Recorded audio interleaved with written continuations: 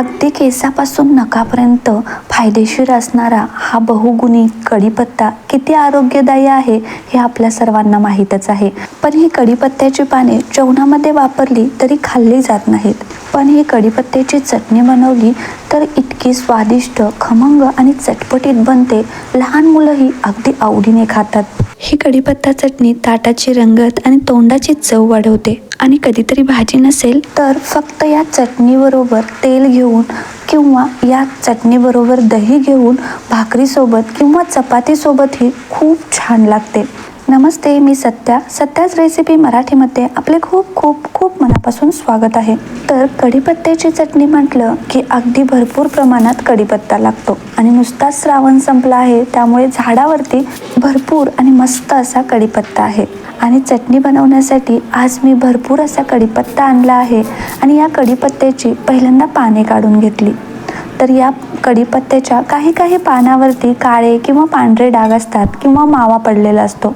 तर ही सर्व पाने बाजूला काढून घ्यायची, कारण या पानावरती जर मावा असेल तर तो मावा आपल्या शरीरासाठी खूप हानिकारक असतो. तर ही कढीपत्त्याची पाने मेजरमेंटच्या कपने मोजली तर जवळपास 2 कप पाने आहेत.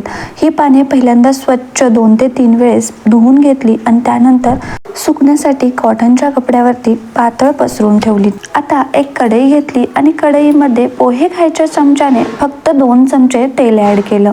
तेल चांगलं गरम झालं की यामध्ये 2 चमचे हरभरा डाळ ॲड केली आणि गॅसची फ्लेम स्लो केली आणि अगदी मंद गॅसवरती ही डाळ तेलामध्ये मध्यम भाजून घेतली. डाळ चांगली फुलली आहे आणि हलकासा सोनेरी कलर यायला चालू झाला आहे. या स्टेजला यामध्ये 2 चमचे उडीद डाळ ॲड केली. उडदाची डाळ हरभरा डाळीच्या तुलनेत पटकन भाजली जाते, त्यामुळे हरभरा डाळ मध्यम भाजून घेतली आणि त्यानंतर उडदाची डाळ ॲड केली. आता दोन्ही डाळी अगदी मंद गॅसवरती 2 ते 3 मिनिटं आणि चांगला सोनेरी कलर येईपर्यंत भाजून घेतल्या आणि डाळी चांगल्या खमंग भाजल्यानंतर एका प्लेटेमध्ये काढून घेतल्या. आता डाळी भाजून शिल्लक राहिलेल्या तेलामध्येच अर्धा कप शेंगदाणे ॲड केले. शेंगदाणेही मंद गॅसवरतीच चांगला लालसर कलर येईपर्यंत भाजून घ्यायचे आहेत. शेंगदाण्यामुळे बद्धकोष्ठता येत नाही, तसेच यामध्ये व्हिटॅमिन डी आहे, त्यामुळे हाडे मजबूत होतात आणि हे अँटीऑक्सिडंट असल्यामुळे आपल्या त्वचेला नैसर्गिकरित्या ग्लो येतो. तर शेंगदाणे बघा मस्त फुटे तोपर्यंत भाजून घेतले आणि एका प्लेटमध्ये काढून घेतले. त्यानंतर बघा कढईमध्ये मी अजिबात तेल घेतलं नाही. जे पहिलं तेल घेतलं होतं त्यातीलच 1-2 थेंब तेल कढईमध्ये शिल्लक आहे. यामध्ये 3 चमचे सुक्या नारळाचा खीस ॲड केला. हा खीसही मंद गॅसवरती 2 मिनिटं परतून घेतला आणि यामध्ये 4 ते 5 तिखट मिरच्या ॲड केल्या. तिखट मिरच्या ॲड केल्यामुळे चटणीला कलर हिरवागारच राहतो आणि चटणी मस्त झणझणीत बनते. आता चटणी खराब होण्यासाठी एकच वस्तू कारणीभूत असते, ते म्हणजे हे सुकं खोबरं. त्यामुळे सुकं खोबरं अगदी सोनेरी कलर येईपर्यंत चांगलं भाजून घ्यायचं, त्यामुळे चटणी लवकर खराब होत नाही. आता हे सुकं खोबरं आणि मिरच्या चांगल्या भाजून झाल्यानंतर कढईमध्ये अजिबात तेल शिल्लक राहिलेलं नाही आणि आपल्याला 2 चमचे तीळ, 1 चमचा जिरे आणि 8 ते 10 लसणाच्या पाकळ्या तेल न वापरताच सुकं अगदी मंद गॅसवरती 2 ते 3 मिनिटं चांगलं भाजून घ्यायचं आहे. तसं तर लसूण भाजण्याची काहीच आवश्यकता नाही, पण लसूण हलकासा भाजला गेल्यामुळे चटणीला खमंगपणा येतो.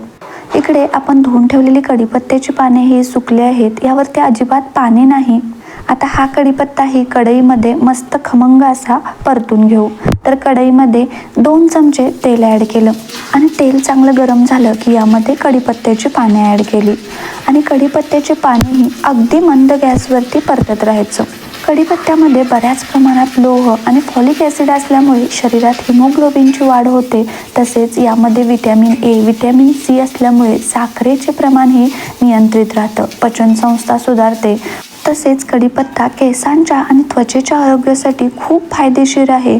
कढीपत्ता खाल्यामुळे केसामध्ये जर डॅन्ड्रफ असेल तर तो समूळ नष्ट होतो.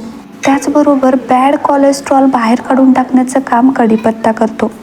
असा हा बहुगुणी कढीपत्ता आहे. आता कढीपत्ता अगदी मंद गॅसवरती कुरकुरीत होईपर्यंत भाजून घेतला.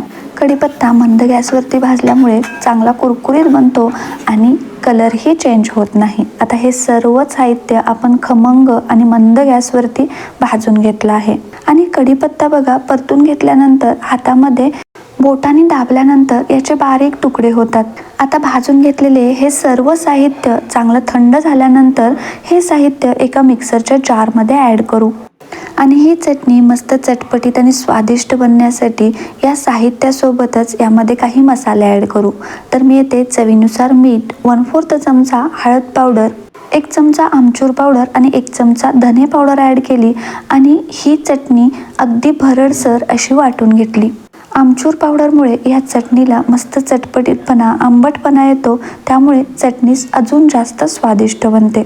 आमचूर पावडर नसेल तर चाट मसाला वापरला तरीही चालू शकतो. तर बघा ताटाची रंगत आणि तोंडाची चव वाढवणारी ही मस्त खमंग चटपटीत बहुगुणी चटणी बनून तयार झाली आहे. चला तर रेसिपी थोडी जरी आवडली असेल तर पटकन सबस्क्राईब करून घ्या आणि फेसबुक पेजवर पाहत असाल तर फॉलो करायला विसरू नका. तसेच कमेंट करून सांगायलाही विसरू नका चटणी कशी बनली आहे ते. चला तर परत भेटू अशाच नवनवीन पारंपरिक परफेक्ट रेसिपी घेऊन. तोपर्यंत बाय बाय.